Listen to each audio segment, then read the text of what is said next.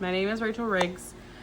I am doing a reflection on the slave narratives of Harriet Jacobs and Frederick Douglass.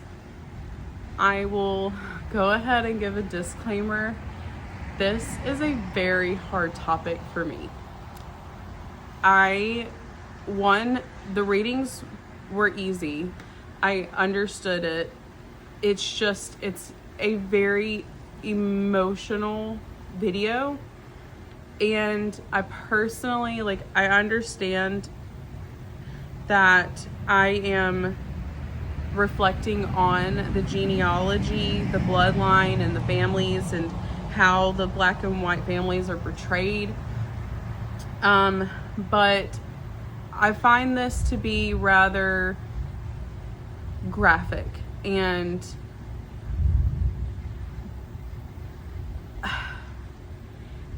very emotional. As a mother of, I'm a mother of 3 children. So it's not going to be easy. It's not going to be something that I'm going to be able to just kind of talk through without getting emotional.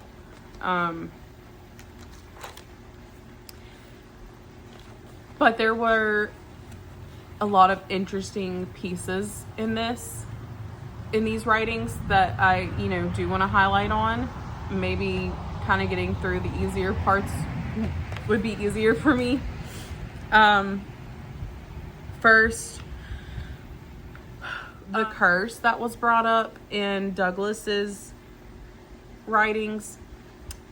He mentioned about how on page 4, every year brings with it multitudes of this class of slaves. It was doubtless in consequence of a knowledge of this fact that one great statesman of the South predicted the downfall of slavery by the inevitable laws of population. Whether this prophecy is ever fulfilled or not, it is nevertheless plain that a very different looking class of people are springing up at the South and are now held in slavery from those originally brought to this country from Africa. And if their increase do no other good, it will do away with the force of the argument that God cursed Ham and therefore American slavery is right.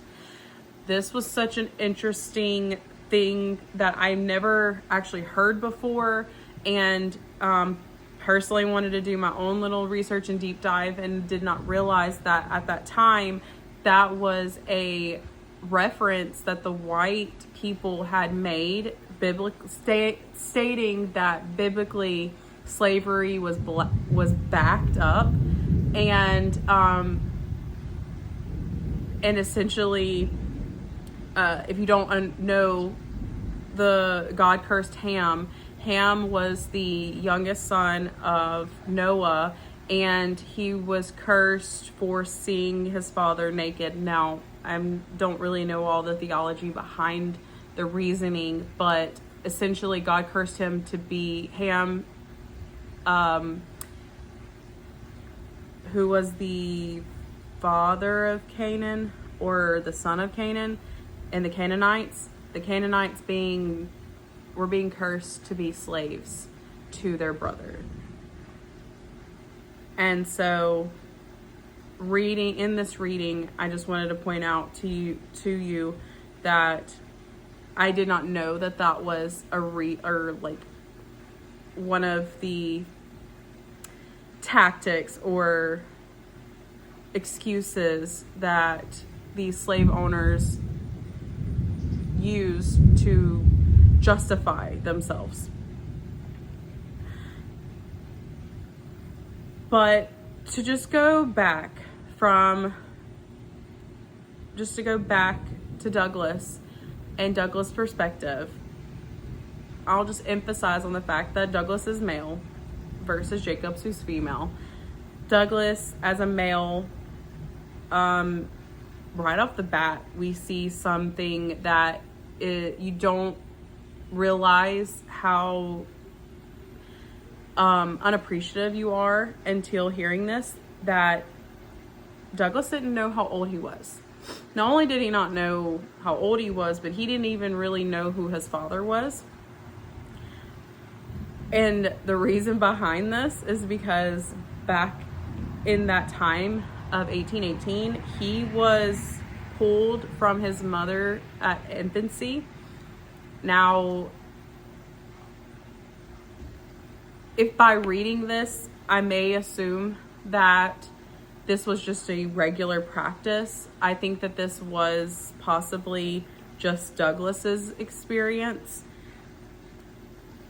And because he was pulled at infancy, he never learned what his date of birth was, which would be probably something his mother would have told him. And so he even highlights on the fact that this is a privilege that white people got to know their date of birth. And he even is still, this not knowing of his age still concerns him around the age of 27, 28, because once he finds out, gets a guesstimate that he was 17 around the year 1835, he then tries to do the math to figure out how old he is, which is very sad. So then going into his genealogy that also kind of connects with Jacob's genealogy is the fact that there's this assumption that his father was a white master. And there is this other thing that I did not know that ties into both Douglas's and Jacob's perspective of this law. There is this law that was mentioned within Douglas's and Jacob's readings, that the child shall follow the condition of the mother, not of the father.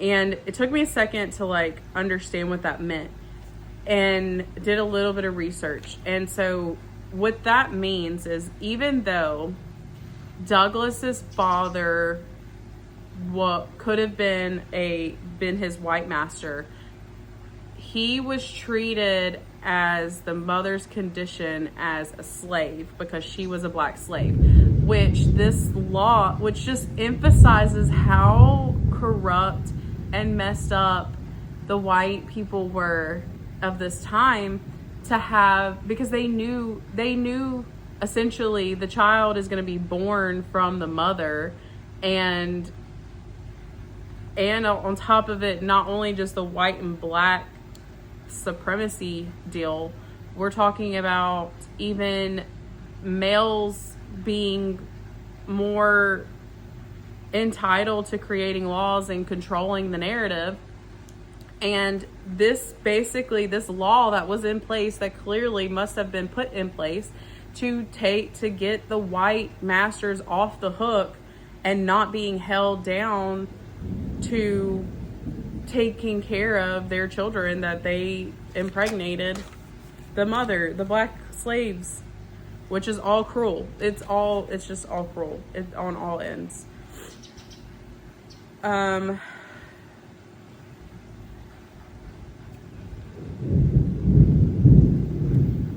Thus leading me to the perspective of the fact that females have it worse than males.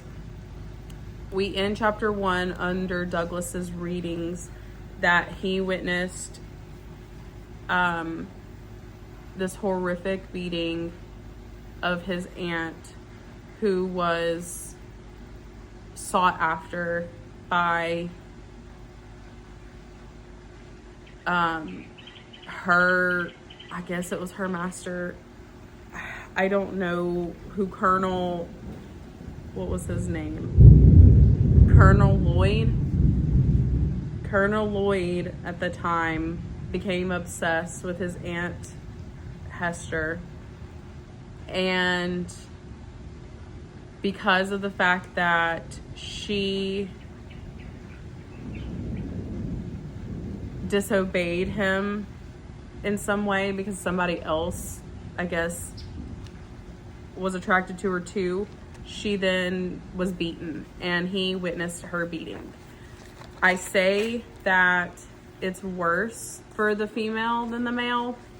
Even Jacobs points it out whenever she discovers that she is pregnant once again, and she discovers that finds out that she has a daughter, that it was worse. She was sad. She was very grieving over the fact that she was a female, because at least the male slaves had it better than the female slaves.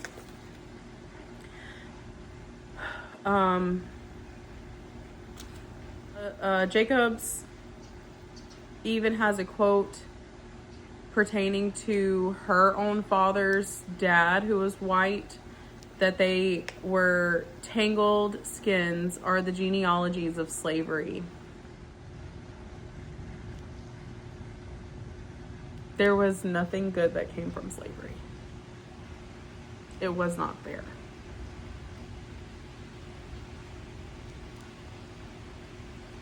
And it better not happen ever again. These people are dehumanized. These people were mistreated. Thank the Lord we had people that actually fought for their rights. Thank the Lord that I have rights as a woman.